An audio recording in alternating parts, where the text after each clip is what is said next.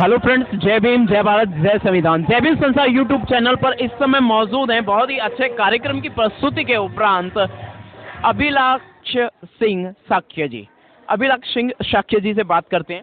Sir, ये जो कार्यक्रम का इतना भव्य आयोजन आपने किया है, किस विचारधारा के अंतर्गत किया है, क्या संदेश देना चाहते हैं? देखिए, मैं समस्त देशवासियों को ये आज नववर्ष की मंगल कामनाएं प्रस्तुत करता हूं। और दूसरा, आज मैं सावित्रीबाई फूले फातिमा शेख जी के जन्मदिन के ऊपर आज आयोजन किया गया। हम चाहते हैं कि महिलाओं को जो सावित्रीबाई फूले फातिमा शेख जी ने जो पढ़ने का अधिकार दिया, वो हर बेटी पढ़े, समाज की हर बेटी बहू पढ़े, और वो बराबरी का दर्जा उन्हें हर क्षेत्र में मिलना चाहिए।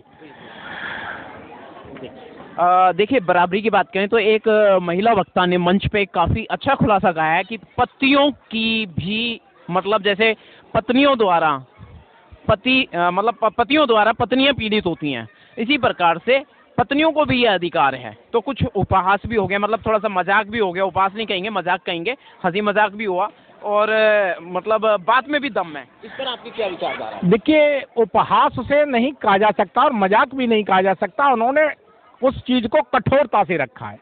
अगर प्यार पुरुष करता है तो डंडे से करेगा, तो फिर महिला प्यार कैसे करेगी? उन्होंने तो केवल डंडे की बात कही। मैं तो ये कहूँ कि वो जूतों से और चप्पलों से प्यार करें तो बढ़िया बात है। मैं समर्थन करता हूँ कि उन्होंने जो बात कही है वो दोनों के लिए बराबरी तभी होगी कि अगर वो सिंदूर लगाती हैं तो पुरुष की मांग में भी सिंदूर होना चाहिए, वरना एक की ही तो शादी हुई, दूसरे की शादी हुई कहाँ? सिंदूर नहीं तो कोई ना कोई दूसरा सिंबल। अरे, जब शादी हो रही है तो तुम महिलाओं को बाउंड कर रहे हो, तो अपने आप को क्यों नहीं?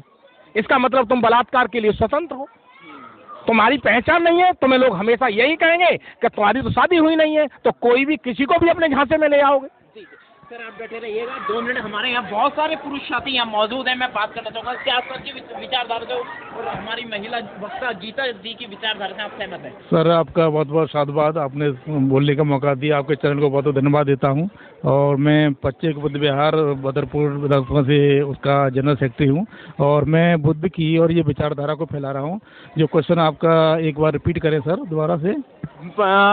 पति तो पत्नी को पीड़ित कर सकता है, लेकिन पत्नी जब पीड़ित करने पे आए तो रिजल्ट क्या होंगे? और क्या पत्नी भी की तरह पति को भी जो शादी हो गई है उसका जो सिंबल्स वो अपनाती है, जैसे सिंदूर है और चूड़ियां हैं, इस तरह की?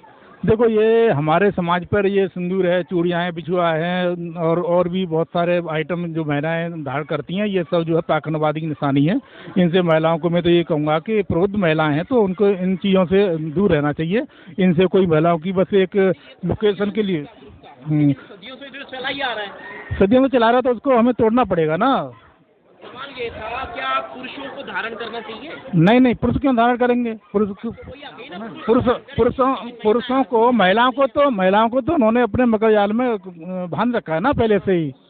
हाँ, तो ये जिस तरह के कार्यक्रम आज कार्यक्रम हुआ है, इसलिए तो रखे जाते हैं कार्यक्रम। ये इसलिए कार्यक्रम रखे जाते हैं जिससे जो है अज्ञानता से मतलब महिलाएं आगे जा करके ज्ञान की तरफ बढ़ें और सच्चाई को समझें, क्योंकि सच्चाई नहीं समझेंगी जब तक जो है जो आप बोल रहे हैं जी, जो आप बोल रहे हैं कि वो गीता मैम ने जो बात बोली है वो डंडों की बात नहीं है।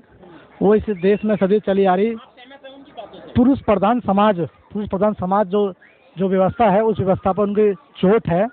उनका कहना ये है कि भाई सम्मान यदि पुरुष को है तो सम्मान महिलाओं का भी होना चाहिए। उनका कहने का तात्पर्य ये है, ना कि उसका जो अन्य कोई तात्पर्य है। हाँ, उनकी इन बात से सहमत हैं कि भाई जिस प्रकार पुरुष को सम्मान दिया जाता है उसी प्रकार महिलाओं को भी सम्मान देना चाहिए। मेरा नाम है धीरज कुमार, बदरपुर, दिल्ली। इन्होंने जो भी कहा उनसे आप सहमत हैं? मतलब मेरा सवाल था कि सहमत है, लेकिन जवाब सटीक नहीं मिल रहा है। देखिए कौन जवाब देते हैं, आप बताइए। देखिए, जो गीता जी ने अपना विचार रखा है, तो जिस संदर्भ में उन्होंने कहा बिल्कुल सटीक कहा है। मैं तो सहमत हूँ जी। हाँ, एक चीज़ से मैं सहमत नहीं हूँ। जैसे अभी आपने भारती जी से कहा कि महिलाएं सदियों से जैसे बिछुए, गहना, सिंदूर वगैरह वगैरह यूज करती हैं, तो क्या पुरुषों को भी करना चाहिए? ऐसा नहीं है, हम सहमत नहीं हैं। बिल्कुल, हम जो आज प्रोग्राम कर रहे हैं और पहले भी किए हैं और करेंगे भविष्य में, तो हम ऐसे प्रोग्राम करके हम सामाजिक ज्ञान दे करके जागरूकता हम पैदा करेंगे। जागरूक करने के बाद प्रैक्टिकल नहीं हुआ। देखिए, बिल्कुल आपका ये भी कहना सही है। धरातल पर परिवर्तन मिल रहा है, थोड़ा धीरे धीरे, जिसको हम जो धीरे धीरे परिवर्तन होता है उसको सुधार कहते हैं, और जो तेजी से परिवर्तन होता है उसको क्रांति कहते हैं। तो अभी हमारी क्रांति, क्रांति के लिए बिल्कुल हम लोग तत्पर हैं, और हम बिल्कुल मानवतावादी बिल्कुल महिलाओं को हम बराबर का अधिकार देंगे। जिस दिन हम सत्ता में आएंगे, अभी तो हम सामाजिक सुधार पर काम कर रहे हैं, सत्ता में आने के बाद हम पूर्ण रूप से हम महिलाओं को हम बराबर का हक देंगे, तभी हमारी बहन बेटियां आगे बढ़ेंगी। सर, कितना जागरूक है आज का पुरुषों की? सवाल कुछ और है, जवाब कुछ और आ रहे हैं, इस पर आप क्या कहेंगे? देखिए, व्यक्ति विशेष का अपना सोचना अलग है। हमारा मानना ये है कि नारी को हम सम्मान की बात कहते हैं लेकिन करते नहीं। गीता जी का कहना है कि वो घर से ही परेशान है, दुश्मन तो घर में ही है ना, तो उस घर के दुश्मन को माने जो पुरुष प्रधान है, उसमें भाई के रूप में है, पिता के रूप में है, चाचा के रूप में है, उन्हें आगे आना पड़ेगा। तो पुरुष प्रधान को खत्म करना, अपने पुरुष प्रधान ना रहे, ना घर का रहे ना देश का रहे। देखिए, दो बातें समझिएगा उसको। मैं उन्होंने अभी मंच पर कहा था कि हम नारियों को मौका देते हैं, ज्यादा से ज्यादा नारी ही मंच का संचालन न करे, नारी समाज का संचालन करे, नारी कार्यक्रम का संचालन करे। इस पर आपका क्या विचार? मैं बिल्कुल सहमत हूँ इस बात से। नारियों को मंच पे आना चाहिए। उन्हें क्यों, वो जननी है, जो जन्म दे सकती है, क्या वो देश को नहीं चला सकती? क्या मंच को नहीं चला सकती? हमारे देश में बहुत सारी महिलाएं ऐसी हुई हैं जिन्होंने देश को चलाया है। श्रीमती इंदिरा गांधी जी, जिन्होंने देश को बखूबी चलाया है। प्रतिभा देवी सिंह पाटिल रही हैं, उन्होंने राष्ट्रपति पद को सुशोभित करके अच्छा परफॉर्मेंस दिया। एक सबसे अच्छा उदाहरण है। फूलन देवी जी के साथ जो अत्याचार हुआ, उन्होंने बिल्कुल सटीक सही अंजाम दिया, रिजल्ट दिया। टिट फॉर टैट वाली जो कंडीशन है वो होनी चाहिए, और वो बिल्कुल सही हुई। मैं इस बात से सहमत हूँ कि महिलाएं जब वो अपने, मैं पुरुष समाज से ये कहना चाहूँगा कि वो अपने को श्रेष्ठ मानना छोड़ दे। वो बराबरी की बात कहता है तो अपने घर से ही शुरू करे। एक थोड़ा सा इंट्रोडक्शन लेंगे सर से कि सर एक्चुअल में केमिस्ट्री में प्रोफेसर इन केमिस्ट्री जी। तो सर आप अपने सब्जेक्ट से हटकर बिल्कुल सामाजिक मुद्दों पे जाते हैं, नाट्य प्रस्तुति भी करते हैं, बच्चों को ट्रेनिंग देते हैं और इस तरह के कार्यक्रमों का आयोजन भी करते हैं। इन सब के बीच में कोई आपस में तालमेल नहीं है फिर भी? नहीं, आप ये समझते हैं कि केमिस्ट्री का जीवन से तालमेल नहीं है। बहुत सारे लोगों को आपने मूवी में देखा होगा कि बहुत सारे कह रहे हैं कि इसकी केमिस्ट्री इसके साथ मेल खाती है। तो केमिस्ट्री जब जीवन में मेल खाती है, जब केमिस्ट्री शब्द जीवन में मेल खाने लगा, तो हम सामाजिक व्यवस्था से दूर कैसे जा सकते हैं? केमिस्ट्री भी तो है तो जीवन के लिए ही है। जी बिल्कुल है। तो वो अपनी तरह की केमिस्ट्री है, वो उन्हीं सारे शब्दों की केमिस्ट्री और पदार्थों का तालमेल जीवन को अच्छा बनाता है। उसी केमिस्ट्री को अगर हम मानवीय ढंग के लिए प्रयोग करें तो वो गुणकारी होती है, कल्याणकारी होती है। अगर उसे हम एटम बम के रूप में बनाना शुरू कर दें तो फिर विध्वंस हो जाता है उससे। क्लोरोफॉर्म है, दवाई के रूप में प्रयोग करेंगे, मानवता का विकास होगा। अगर उसी को हम किसी की जान लेने के लिए प्रयोग करेंगे तो फिर केमिस्ट्री वहाँ कहाँ है? सबसे बड़ी बात यह है कि केमिस्ट्री मानव हित के लिए है। जितने भी रिसर्चर हुए तो उन सब ने केमिस्ट्री का दुरुपयोग नहीं किया। दुरुपयोग तो दूसरे लोग कर रहे हैं ना।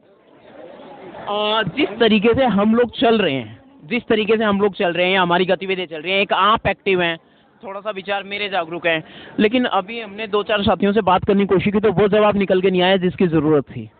देखिए, अभी गति धीमी है।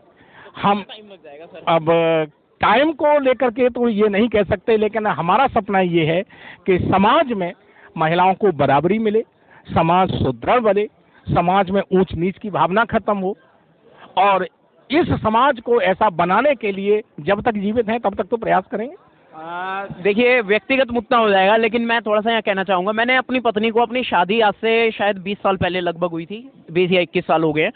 तो उस वक्त मैंने अपनी पत्नी को शादी से पहले भी फ़ोन पे कहा था और शादी के बाद भी कहा था कि भाई मैं थप्पड़ मारूं तो बदले में थप्पड़ ही मारना, ये नहीं कि मैंने थप्पड़ मार दिया तो तू थप्पड़ खा के बैठ जाए। और उसके रिजल्ट जीवन में ज़रा उल्टे ही आए, ऐसा भी हुआ और उससे हटकर भी हुआ, यानी नारी समर्थन मुझे ज़रा भारी पड़ा।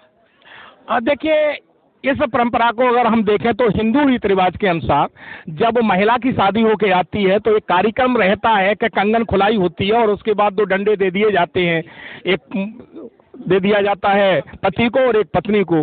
तो वहाँ होता क्या है कि पति तो डंडे मारता है, लेकिन महिलाएं क्या करती हैं, उनसे ये कह दे नहीं उसे छोड़ दो, पैर छू लो, तुम जितनी भी गलती करोगी और वो बिना गलती के भी तुम्हें मारेगा तो भी तुम्हें उनके पैर ही छूने हैं।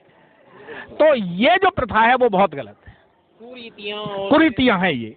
क्यों? उसने शादी की है पिटने के लिए थोड़ी शादी की है। कोई भी महिला किसी को जीवन साथी चुनती है तो क्या मार खाने के लिए? बिल्कुल ठीक है, मार खाने के लिए थोड़ी चुनती है, वो जीवन जीने के लिए अपना जीवन साथी चुनती है। तो मैं इसका घोर विरोधी हूँ। मैं नहीं चाहता हूँ कि ऐसी प्रथाएं किसी भी तरह से शादी की जाए, लेकिन वहाँ जहाँ पत्नी को छोटा दिखाया जाए या महिला को छोटा करके दिखाया जाए और पुरुष प्रधान को श्रेष्ठ करके दिखाया जाए तो मैं बिल्कुल सहमत नहीं हूँ। जहाँ तक मेरा व्यक्तिगत लाइफ है तो मेरी पत्नी से आप भी परिचित हैं, मैं बराबरी का दर्जा रहता है उनका, हर फैसले साथ होते हैं। अगर उन्होंने कहा ये नहीं होगा तो नहीं होगा। मुझे हाई स्कूल इंटरमीडिएट मिली थी, मैंने उन्हें रेगुलर कॉलेज भेजा, रेगुलर पढ़ाया उन्हें। मेरी माँ ने बहुत विरोध किया लेकिन मैंने नहीं मानी उन्हें। आज वो कंधे से कंधा मिला करके मेरे साथ जुड़ी हुई है। वो नहीं कोई सिंदूर लगाती, वो नहीं बिछिया पहनती बिल्कुल भी। लोग कहते हैं कि मर गए उन्हें, की नहीं, जिनके मरे हैं और कैसे वो प्रैक्टिकल देख लो, कई बार ऐसा होता है। तो हम अपने घर से शुरुआत कर चुके हैं। एक बात और फिर मतलब एक इस कड़ी में एक अंतिम सवाल है मेरा सर से कि एक महिला जब बच्चों के साथ अकेली रह जाती है, यानी उसका पति से तलाक हो जाए या विधवा हो जाए, तो वो बच्चों का पालन पोषण एक पुरुष से ज़्यादा अच्छे तरीके से कर लेती है, सशक्तिकरण से कर लेती है। बिल्कुल सहमत है, इसमें कोई दो राय नहीं। पुरुष भटक जाता है, महिला अगर बीच में उसकी डेथ हो जाती है तो बहुत कम पुरुष ऐसे हैं जो बच्चों के साथ रहते हैं, वरना दूसरी शादी कर लेते हैं। लेकिन बहुत सारी महिलाएं हैं, बहुत बिरली महिलाएं होंगी जिन्होंने किन्हीं कारणवश दूसरी शादी की है, वरना एक एक बच्चे पर उन्होंने अपना जीवन बिताया है। पूरा जीवन। तो यहाँ पर महिला सशक्त है, हमसे बहुत ज्यादा सशक्त है और होना भी चाहिए। चाहे वो अनपढ़ हो, चाहे कोई भी हो, किसी भी घर से नहीं, महिला से मतलब है वो, हमें ना गरीबी अमीरी से मतलब नहीं है, जाति बाद से मतलब नहीं है, वहाँ सिर्फ महिला से मतलब है। बहुत बहुत शुक्रिया सर, बहुत बहुत धन्यवाद, थैंक यू वेरी मच। बहुत अच्छा जवाब दिया सर ने, थैंक यू। आओ।